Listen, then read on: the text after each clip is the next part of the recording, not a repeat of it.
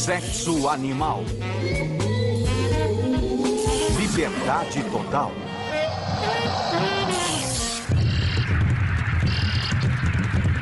Esqueça o sexo tradicional dos pássaros e das abelhas, dos machos e das fêmeas.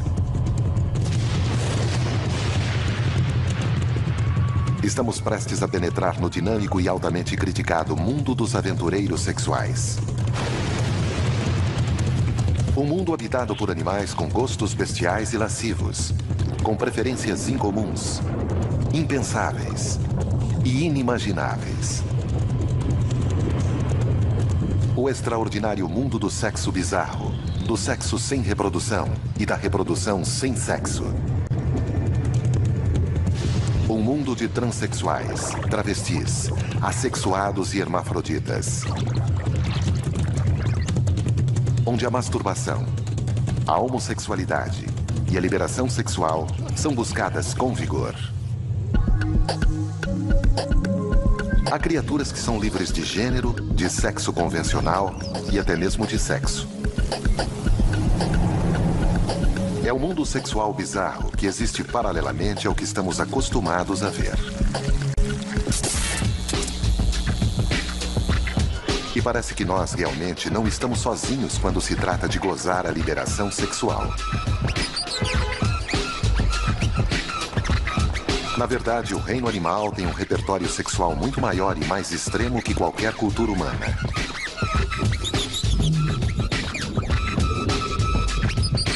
Bem-vindos à liberdade sexual total, desinibida e livre de críticas. Parece não haver tabus universais no reino animal. A natureza também parece estar repleta de pioneiros sexuais. Parece que se algo for fisicamente possível, há um animal que irá fazê-lo. Tudo é comum na natureza. Da transexualidade à mudança de sexo e reprodução assexuada, e parece até mesmo haver espaço para monogamia. Mas por mais bizarro que o comportamento sexual seja, provavelmente há uma razão para ele. Na natureza, o sexo não é barato. O acasalamento consome energia e pode deixar o indivíduo vulnerável a ataques. O sexo é uma força evolucionária poderosa. Sem ele, onde estaríamos? Para a maioria, o sexo pode simplesmente ser a melhor forma de se produzir crias, mas há algumas práticas sexuais que não levam à concepção. A homossexualidade, por exemplo. Os humanos não são, de maneira alguma, os únicos seres que descobriram o sexo com o mesmo sexo. Na natureza, o homossexualismo é difundido. E na maioria dos casos, os animais homossexuais parecem sofrer muito pouca hostilidade. A resposta é positiva. De fato, em certas espécies, a homossexualidade é mais comum entre os indivíduos de status. O reino animal certamente não é exclusivamente heterossexual. Sabe-se agora que mais de 400 espécies em todos os grupos animais e em todo o mundo são adeptas do homossexualismo. E algumas delas podem deixá-los surpresos. Quem imaginaria que o todo-poderoso rei das feras geralmente leva uma vida dupla? Os leões machos fazem sexo entre si até encontrarem um bando em que haja fêmeas. Eles são carinhosos um com o outro, se abraçam, se acariciam e se beijam. Atos homossexuais também são comuns entre os machos de girafas. Esse roçar de pescoços é um comportamento notoriamente homossexual e acontece por toda a savana africana.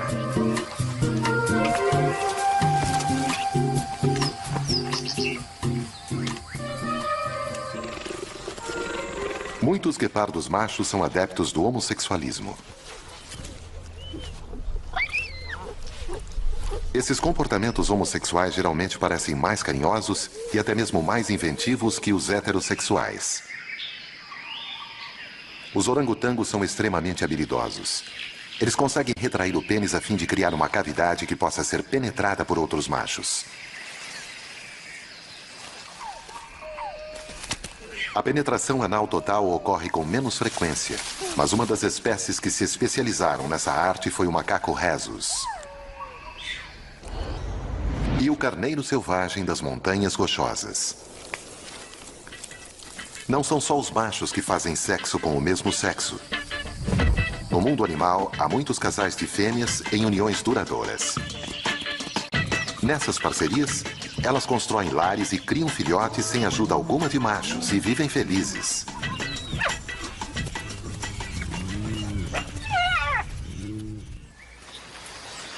Atividades entre indivíduos do mesmo sexo frequentemente têm origem em comportamentos sociais comuns.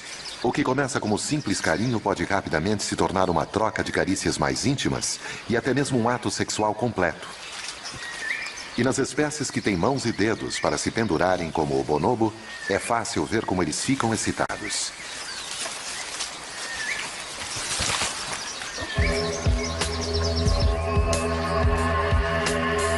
A homossexualidade dos animais não tem uma explicação definitiva.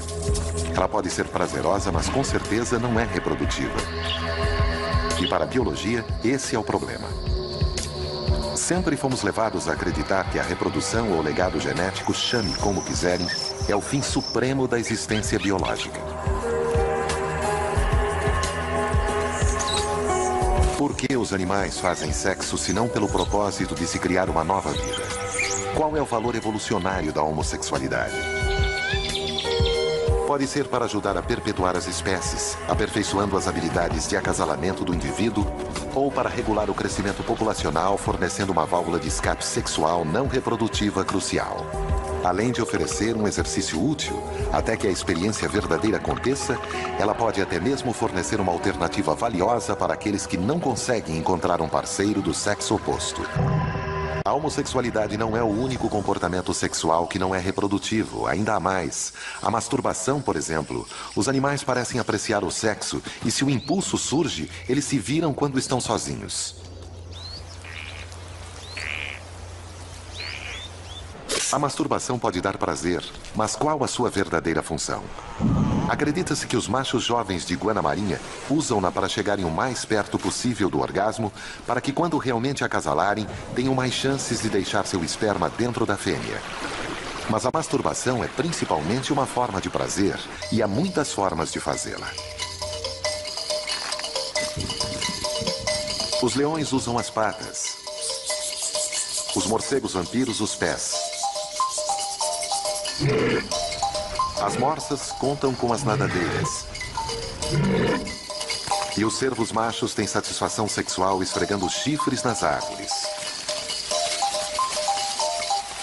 Mas, mais uma vez, os bonobos são os mais notáveis. Eles deram uma nova dimensão ao uso de ferramentas.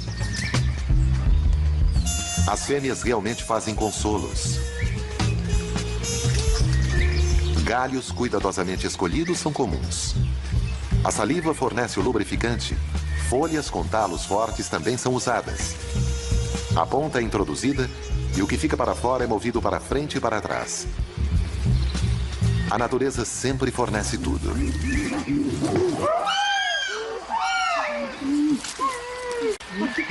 Além da masturbação, o comportamento sexual não reprodutivo tem outras vias de escape. Sexo entre um adulto e um indivíduo imaturo, por exemplo, ou até mesmo entre espécies diferentes. Quando se trata de ousadia sexual, os bonobos são insuperáveis. Na verdade, a maioria de suas atividades cotidianas parece envolver algum tipo de sexo. Eles promovem uma verdadeira orgia nas árvores. Um casal pode atrair atenção, curiosidade e, muito frequentemente, participação.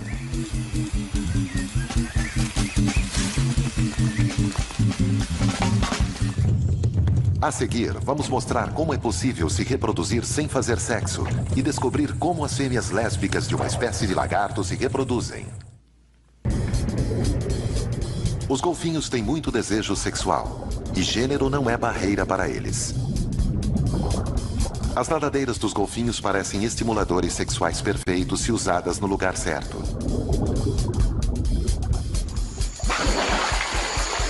E os machos de golfinhos de rio, ou botos, são conhecidos por introduzirem seu pênis no espiráculo no topo da cabeça de um amigo. É tudo sexo e parece divertido. Afinal, quem disse que o sexo precisa ser só para fins reprodutivos? Embora o comportamento sexual seja fundamental à concepção, ele nem sempre é necessário. Que entrem os clones. Mas será preciso um microscópio e não um telescópio para vê-los. Algumas formas de vida mais básicas são, na verdade, as mais bizarras sexualmente falando. A reprodução assexuada chama-se clonagem. É fascinante, mas com certeza nada do outro mundo. Na verdade, bilhões de organismos fazem isso todos os dias. Tudo, de morangueiros e esponjas, a hidras e anêmonas. E acreditem se quiserem, os mamíferos também. Tecnicamente, eles também podem se reproduzir por clonagem, porque se um embrião se divide em dois no começo de seu desenvolvimento, o resultado é um par de clones. Nós os chamamos de gêmeos. Mas é entre as formas de vida mais simples que a clonagem atinge seu ápice assexual. É aí que as coisas começam a ficar realmente estranhas. Essas são algas verdes do gênero Volvox, uma das mais belas formas de vida microscópica. As colônias de células verdes que são vistas em tanques de jardins, como algas, são na verdade agrupamentos de organismos unicelulares que vivem em colônias que se reproduzem por clonagem. As partes amarelas são as crias, e todas são fêmeas, portanto, elas criam o que é conhecido como colônia filha. Elas se formam no equador da esfera, dividindo-se até que haja filhas o suficiente para criar uma esfera completamente nova. As Volvox foram chamadas de uma das 7 maravilhas do mundo microscópico. Mas são apenas um exemplo. Há outras estratégias reprodutivas ainda mais extraordinárias. Para nós pode parecer impossível separar a reprodução do sexo, mas nossa biologia reprodutiva é apenas uma plataforma para o tipo mais incrível de sexo que a maioria de nós jamais verá.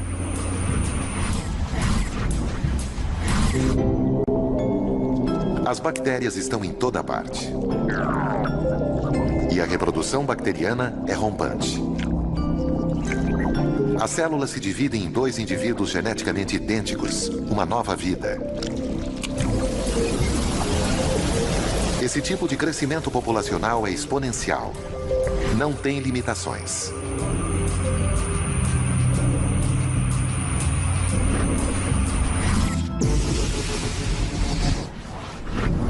É impressionante e ainda nem chegamos ao sexo. Para as bactérias, reprodução é reprodução e sexo é sexo. Elas fazem os dois, só que não ao mesmo tempo.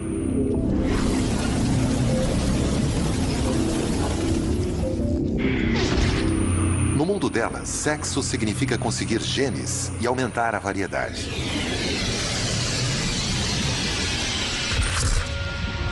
Elas fazem isso coletando material genético de todos os tipos de lugares.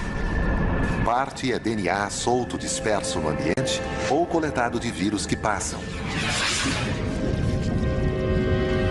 Mas há algo chocante em sua vida sexual. As bactérias também se entregam à bestialidade. Quando pegam material genético de bactérias que pertencem a outro grupo, estão, na verdade, fazendo sexo com outra espécie.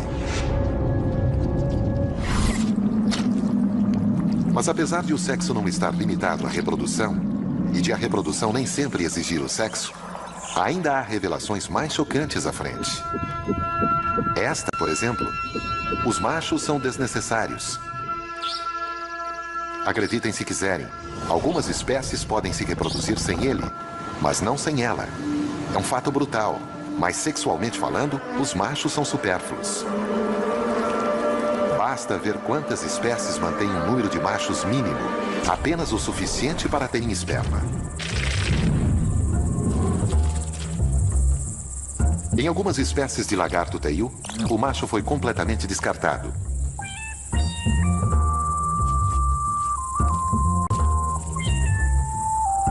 Evitar a reprodução sexuada oferece muitas vantagens. Portanto, não é surpresa alguma ver que alguns animais podem criar réplicas de si mesmos pela clonagem, eliminando assim os riscos e o gasto de energia existentes na reprodução sexuada. Essa espécie de lagarto é composta apenas por fêmeas que parecem se reproduzir de maneira autossuficiente, dando continuidade à sua linhagem sem machos ou cópula. E ainda assim, elas têm de passar por todos os problemas da corte e acasalamento. Mas por quê?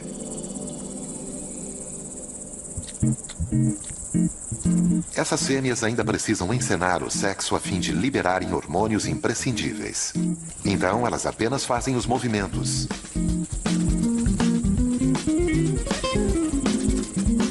É mais ou menos como o sexo das lésbicas, em que uma das duas age de forma masculina. As fêmeas, que ainda não estão maduras para reproduzir, desempenham o papel do macho.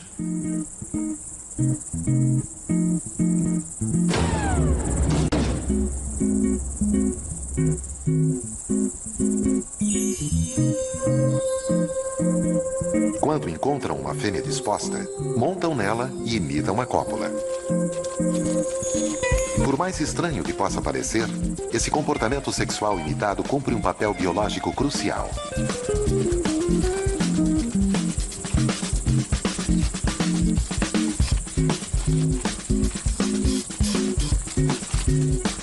Então, embora não exista mais papel algum para os machos nessa espécie, parece que o sistema hormonal das fêmeas ainda está instintivamente ligado a certos comportamentos sexuais.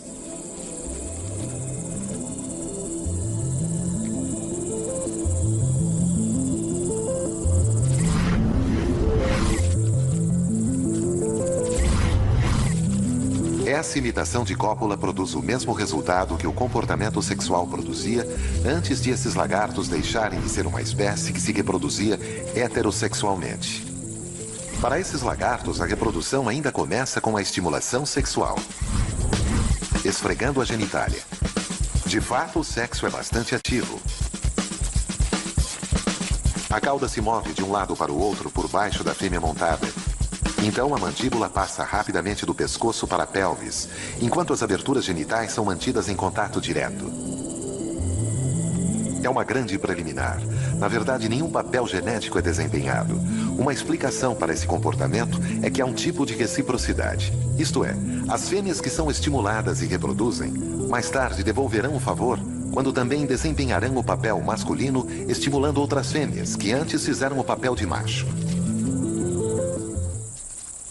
Mas há outra estratégia que elimina a inevitável guerra dos sexos e ao mesmo tempo satisfaz a ambos os gêneros.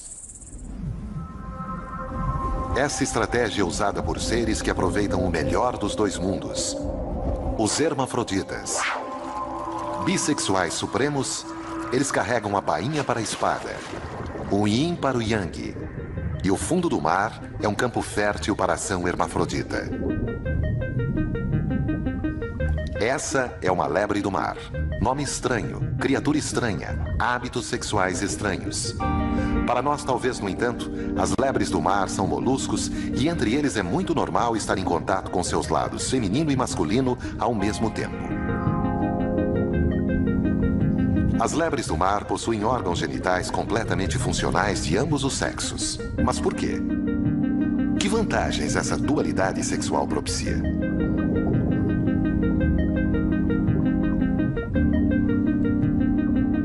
As lebres do mar não têm de perder tempo decidindo que lado usar primeiro, porque a etiqueta sexual delas dita que quando duas lebres do mar se encontram, uma delas tem que agir como macho.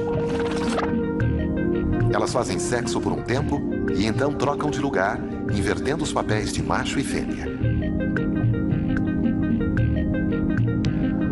O doador recebe e vice-versa. É aí que começa a perversão. Esse tipo de comportamento não passa despercebido pelas outras lebres do mar. Num piscar de olhos, elas já estão tomando parte. A notícia se espalha rapidamente e logo uma orgia hermafrodita está acontecendo a pleno vapor.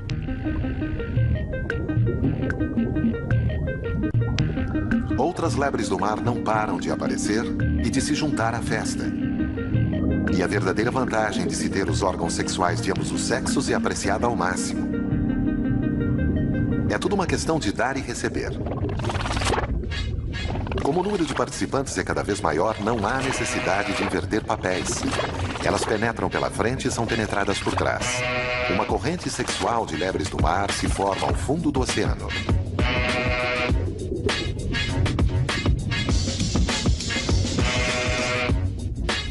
E então a festa pega fogo de vez. Como a primeira da fila sempre age como macho e a última como fêmea, elas também se juntam e fecham o círculo. A orgia continua por dias. As lebres do mar têm uma resistência sexual invejável.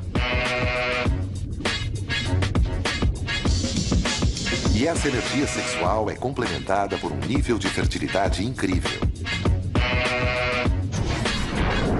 Uma lebre do mar pode pôr milhões de ovos, garantindo que o solo oceânico sempre balance a música da orgia dos moluscos.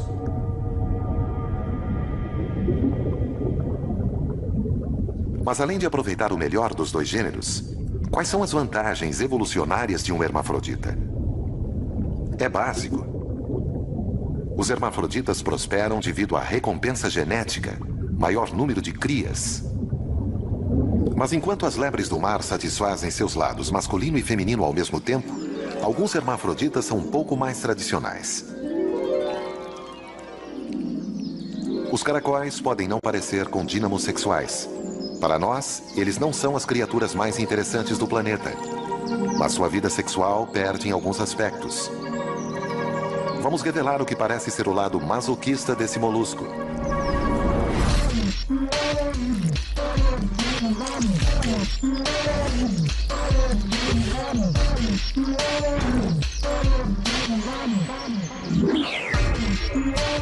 Os caracóis, geralmente, são pequenas criaturas independentes que carregam a casa nas costas. Mas em seu interior há um conjunto completo de órgãos sexuais masculinos e femininos. São hermafroditas simultâneos. Mas ainda precisam fazer sexo, e ter os órgãos de ambos os sexos parece ter ocasionado egoísmo, tanto masculino quanto feminino, ou em outras palavras, conflito. No entanto, muitas espécies de caracóis desenvolveram uma solução engenhosa para esse conflito. Eles estabeleceram uma certa etiqueta que dá um significado novo ao termo arma sexual. Eles possuem a verdadeira flecha de Cupido, um dardo do amor. Quando dois caracóis com desejo sexual se encontram, as coisas ficam medievais.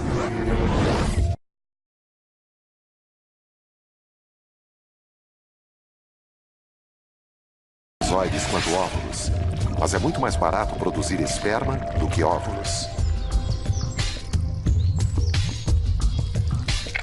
Um caracol esperto não troca óvulos por sêmen a menos que haja algum tipo de garantia de sua qualidade. E aí é que entra o dado do amor. O dardo é duro, afiado e tem até 1 centímetro de comprimento, o que é grande para um caracol.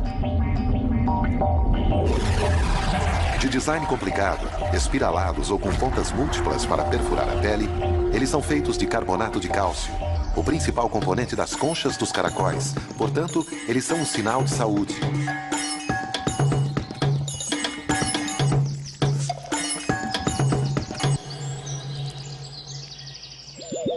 Mas essa não é a única razão para perfurar o parceiro. A verdade é ainda mais estranha. Seleção sexual. O dardo é a forma de o caracol assegurar que o seu esperma seja usado para fertilizar o óvulo e gerar mais crias. Ao penetrar, o dardo libera uma porção de muco que contém uma substância química que altera a parte feminina do corpo do caracol.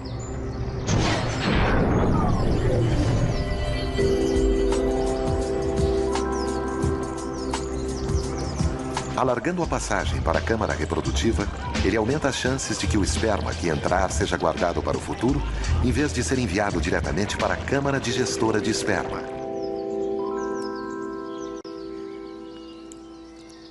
Acredita-se que quanto mais fundo estiver o dardo, mais chance o caracol terá de que seu esperma seja escolhido para fertilizar os óvulos de seu parceiro. Mas nem todos os dardos acertam o alvo. Alguns caracóis têm pontaria melhor que outros. Parece que para os caracóis, o amor dói.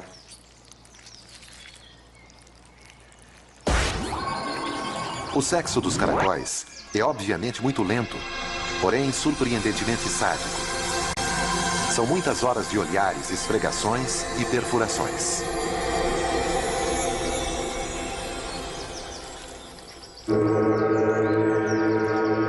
Então os papéis de macho e de fêmea continuam a existir até mesmo nas espécies de um só sexo e nas hermafroditas.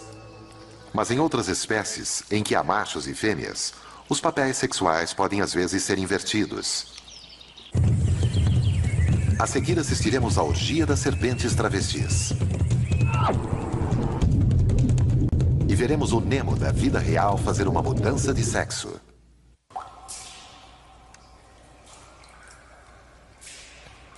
Durante o inverno, as cobras Garter hibernam em fendas nas rochas e cavernas, esperando pela chegada da primavera.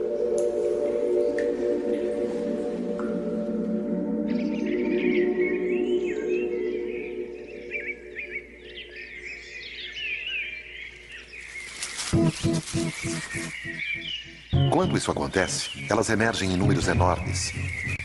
E todo o tempo que tiveram que ficar confinadas no subterrâneo deixou-as com um grande apetite sexual.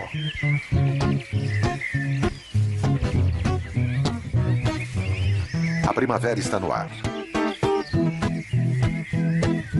E as cobras imediatamente começam a fazer sexo.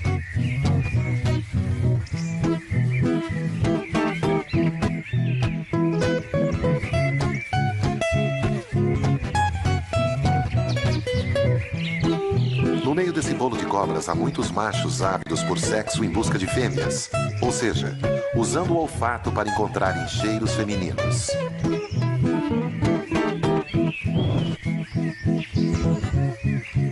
98% dessas cobras são machos. Então, como conseguem encontrar as fêmeas no meio de toda essa confusão? O tamanho é uma maneira.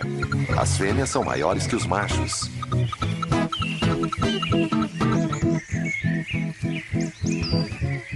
Mas, na verdade, eles dependem mais do olfato do que da visão para localizar uma parceira. Esse emaranhado pode ser a maneira mais confiável de descobrir que cabeça pertence a que cauda.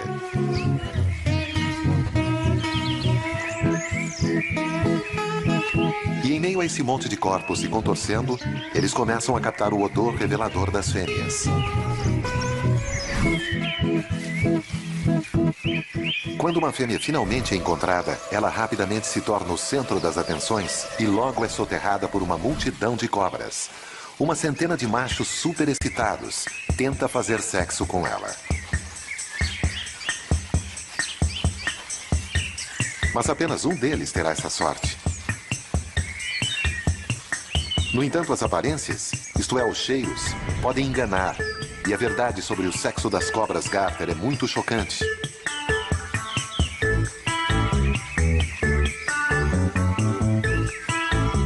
Quase 15% das cobras que esses machos excitados estão tentando seduzir são machos também. O olfato os enganou? Ou há algo suspeito acontecendo?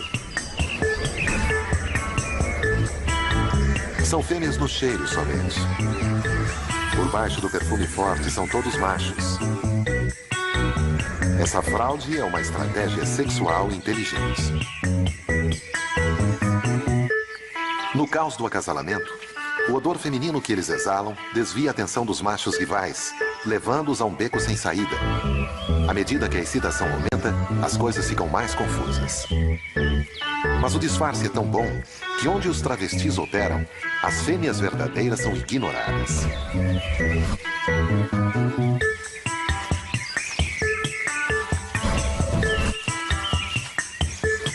Então, esses transformistas podem chegar mais perto das fêmeas de verdade, perto o bastante para acasalarem.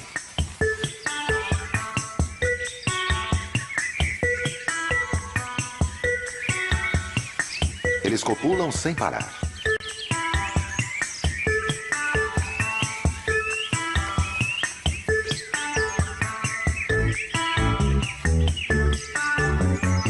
Mas se essa é uma estratégia tão bem sucedida, por que todos os machos de cobra Garter não a usam? Parece que nem todos eles estão equipados para o travestismo.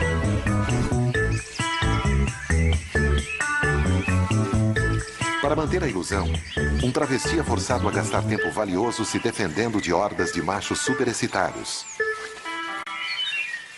E ser coberto por uma gangue sedenta de sexo pode ser exaustivo. Então, ao mesmo tempo em que a competição entre os machos fez esse travestismo surgir, ela estabeleceu limites ao seu valor e à sua ocorrência como estratégia sexual viável. Os machos de cobra Garter usam o odor feminino para se passarem por fêmeas, mas há outros travestis que parecem ir até o fim. O cavalo marinho não é um travesti qualquer. Uma coisa é colocar um pouco de perfume e agir como o sexo oposto. Outra coisa bem diferente é engravidar, entrar em trabalho de parto e dar à luz. É isso que ele faz. Estamos acostumados a ver machos mais coloridos, agressivos e maiores que fêmeas.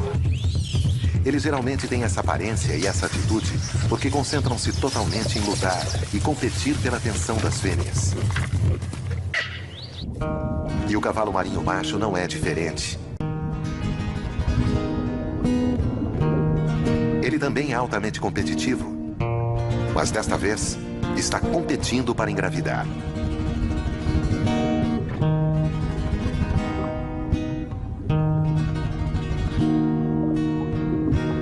Quando dois cavalos marinhos com desejo sexual se encontram, eles galopam para as plantas marinhas, onde passam horas girando lentamente, mudando de cor e trocando olhares um com o outro.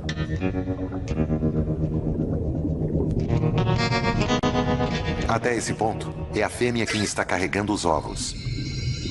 Mas não por muito tempo. Enquanto os namorados nadam lado a lado, mudando de cor e segurando-se pelas caudas, eles se prendem a um ramo de planta e giram em harmonia.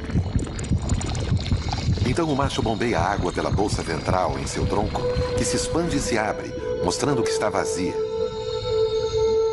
A fêmea introduz seu oviduto na bolsa ventral do macho, mas deposita os ovos lentamente para evitar exaustão.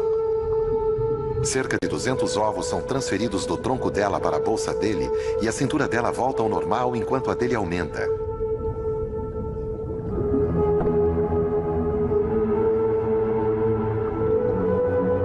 Quando o processo é concluído, ele nada para uma planta próxima e com sua cauda preênsil segura-se e espera que as coisas aconteçam.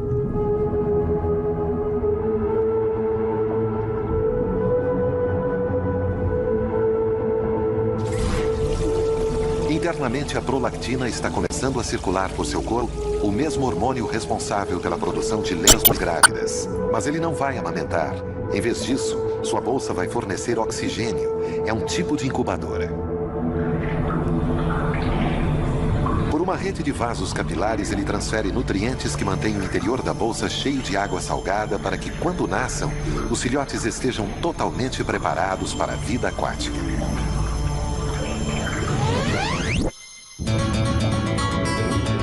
Apesar de não desempenhar nenhum papel ativo, a fêmea colher visitas regulares ao macho durante a sua gravidez. Ela volta para o que parece ser mais namoro. Mais uma vez eles mudam de cor, giram em torno de folhas e finalmente passeiam, segurando-se pelas caudas. Então ela se afasta até a manhã seguinte. Ele volta para sugar o alimento com seu focinho tubular. Por que a fêmea faz essas visitas diárias ao macho em vez de viver ao lado dele ainda é um mistério. Mas depois de transferir os ovos a ele, ela não o ajuda mais. É o macho quem tem toda a responsabilidade de fertilizar os ovos e carregá-los até que se desenvolvam.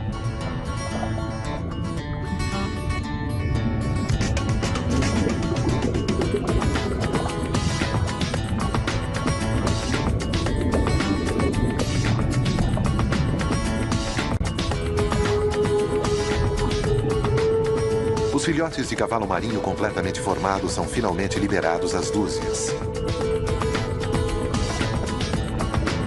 A razão de o macho engravidar ainda é um mistério. Mas, teoricamente, o sexo que é mais competitivo tem o potencial de gerar mais crias. E os cavalos marinhos machos são altamente competitivos.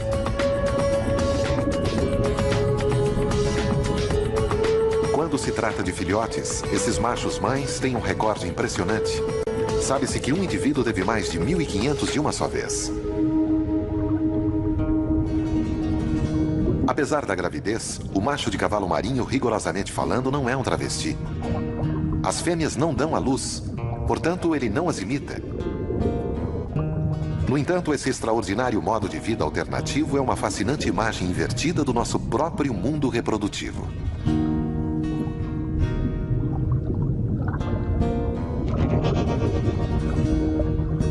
Enquanto os cavalos marinhos optaram por uma inversão dos papéis reprodutivos convencionais, há espécies nas quais uma mudança total de sexo não passa de uma fase normal do crescimento.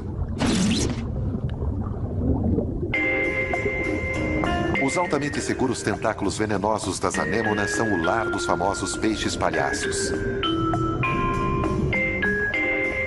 Eles vivem em grupos familiares e hierárquicos muito unidos nos recifes de corais.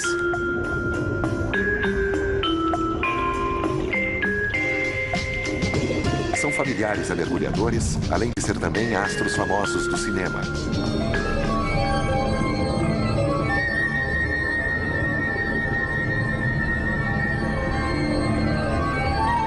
Apesar de o macho ser menor que a fêmea, o seu papel é o de protetor.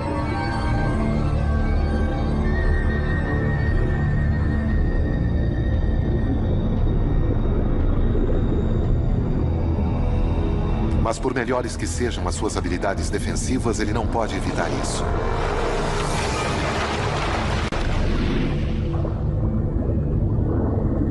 A barracuda acaba de capturar a mãe. O que acontece em seguida nunca aconteceu com Nemo. Se a fêmea morre, o macho sofre uma mudança de vida.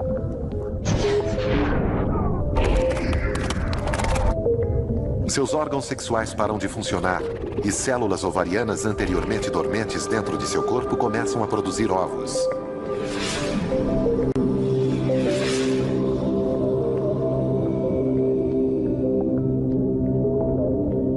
Admiravelmente, ele está prestes a ocupar o lugar da fêmea. Mas quem irá substituí-lo? Essa família é cheia de surpresas. Um dos jovens se transforma em um macho adulto.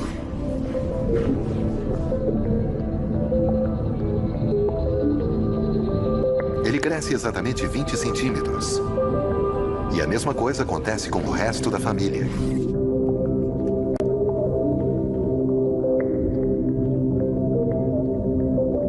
Cada um dos peixes nessa hierarquia familiar é 20% menor do que o peixe que está acima dele e 20% maior que o que está abaixo.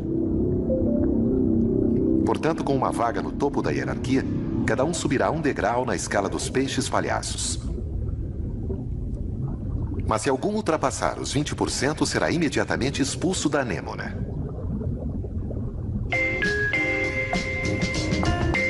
Assim, a estrutura sexual do grupo permanece constante e não se perde tempo com acasalamentos. Os peixes palhaços podem mudar de sexo para preencherem uma vaga, o que é extraordinário. Mas algumas formas de vida têm ainda mais liberdade sexual. Os frutos de certas figueiras ficam infestados de insetos parasitas de poucos milímetros de comprimento chamados tripses.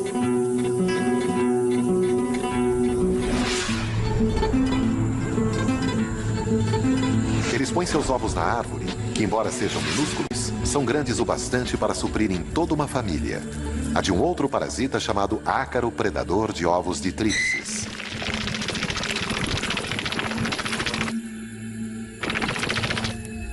E seu comportamento sexual é realmente bizarro.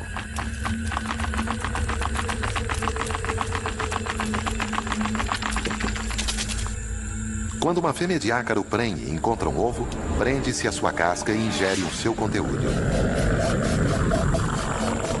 É um alimento valioso para suas crias que já estão começando a crescer dentro dela.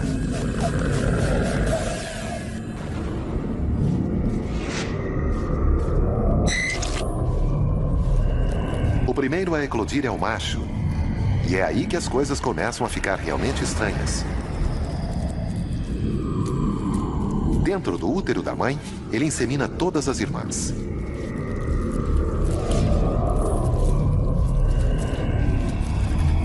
E acreditem ou não, essa é a sua única missão na vida. Depois de fertilizar todas elas, ele morre antes de nascer.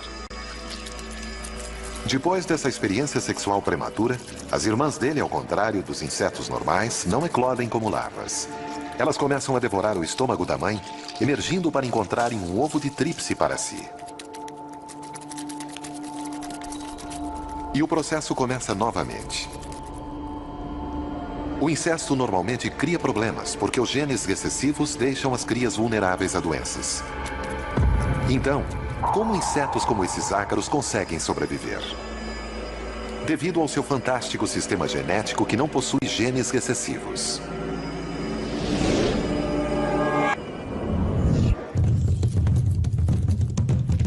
Depois do intervalo, o programa chega a um clímax chocante ao explorarmos o que pode ser o maior desvio sexual de todos.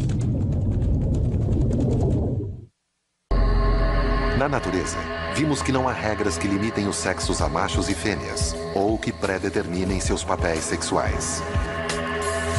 Há espécies em que os machos podem se tornar fêmeas, algumas em que não há macho algum, e outras cujas criaturas podem ser ambos ao mesmo tempo.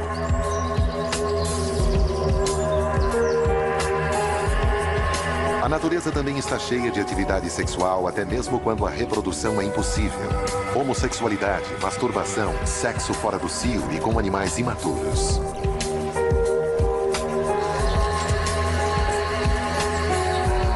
Mas todo esse sexo tem que ter um propósito.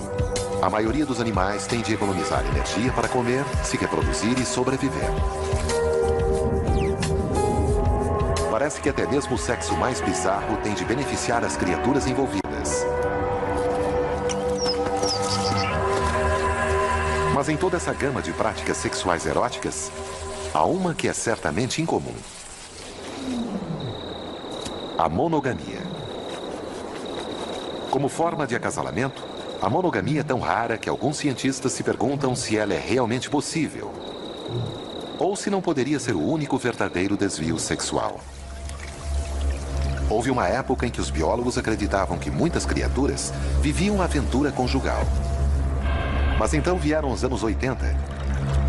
E com eles os testes de paternidade e a genética para revelar que 90% das espécies de aves que acreditávamos viver em união fiel e por toda a vida, não viviam. Assim como também outros animais que pareciam praticar a monogamia. Entre os que permanecem na felicidade doméstica estão as gralhas de nuca cinzenta, os pinguins de barbicha, os bufos pequenos, os dique-diques, alguns cupins, os mangustos, os gansos e os chacais. E alguns são realmente impressionantes. Os urubus de cabeça preta vivem em pares, em ninhos construídos bem longe de seus vizinhos. Mesmo quando poderiam se afastar de seus parceiros, tentados talvez por uma aventura durante um encontro acidental numa carcaça, isso não acontece. Os urubus de cabeça preta são rigorosamente monogâmicos. Eles também são reservados quanto à sua vida sexual. É algo que tem de ser feito fora da vista dos outros e no conforto de seus ninhos. Há monogamistas de verdade na natureza, mas é um grupo pequeno e diferente. E eles parecem ter pouco em comum, além da fidelidade. Então, o que os leva a escolher a monogamia como estratégia sexual? Provavelmente porque é a melhor maneira de os machos e fêmeas se reproduzirem. Parceiros podem ter mais filhotes que sobrevivam do que indivíduos sozinhos teriam. Alguns acreditam que a fidelidade seja rara porque ela quase nunca é do interesse de um dos indivíduos, quanto mais de ambas as partes. Se isso for verdade, por que a monogamia desenvolveu-se? Uma teoria diz que tem a ver com a proteção dos parceiros. E as evidências são boas. Nem todos os machos monogâmicos desempenham um papel paternal ou ajudam a criar os filhotes. O macho de dique-dique permanece sempre perto de sua parceira. Porém, ele não a ajuda a cuidar da família. Na verdade, ele nem mesmo é bom para alertá-lo sobre perigos. Se um predador se aproxima, os filhotes de Dick Dick são apenas alertados pela mãe. No entanto, o macho de Dick Dick sabe que a sua parceira sempre estará lá quando ele precisar dela. E há outras razões muito boas para as criaturas viverem como casal.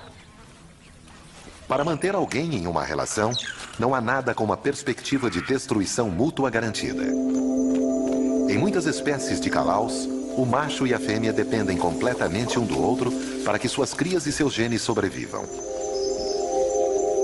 No começo do ciclo de procriação, ela entra no ninho e fecha a entrada colocando apenas o seu bico para fora. O macho a alimenta durante a postura e a chocagem dos ovos. Quando os filhotes nascem, ele traz alimento para toda a família. A sobrevivência da família depende inteiramente dele, e o seu futuro genético depende deles. Ainda não entendemos muitos dos mecanismos por trás da monogamia, mas ela funciona. Para nós, ela é normal. Para a grande maioria de criaturas, é um desvio comportamental. Então, até que a monogamia se torne útil para mais espécies, ela continuará a ser uma das estratégias sexuais mais incomuns no mundo do sexo animal. Versão Marshmallow São Paulo.